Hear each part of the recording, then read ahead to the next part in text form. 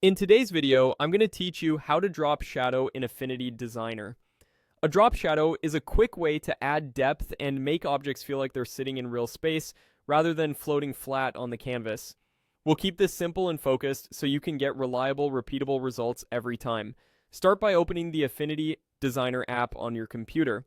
Once you're in, make sure you have the document you want to work on open. If you already have an object on your canvas, great.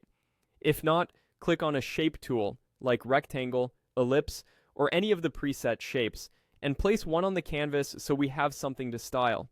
The exact shape doesn't matter. Everything we cover applies to text and vector objects as well. With your shape selected, look to the right side of the interface for the Layers panel. There you'll see an option for layer effects, typically shown as an FX icon. Click that to open the Layer Effects dialog. This is a non-destructive panel, which means you can turn effects on and off or tweak them later without permanently changing your artwork. Inside Layer Effects, enable Outer Shadow.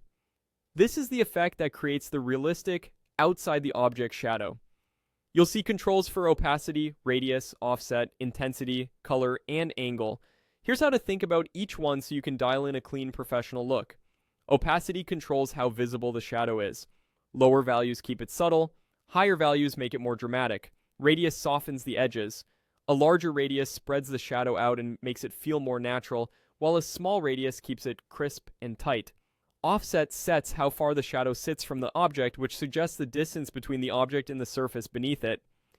Intensity affects the strength of the shadow's fall off, helping you balance contrast without over-darkening. Color lets you tint the shadow. A very dark, slightly desaturated version of your background color often looks more realistic than pure black. Angle defines the direction of the light. Pick an angle and stick with it across your design so all elements look consistent. As you adjust, watch the live preview on your canvas. If the shadow looks muddy, try lowering opacity and increasing radius. If it feels disconnected, reduce offset or bring the angle closer to the direction of other lighting in your design. When you're happy, close the panel.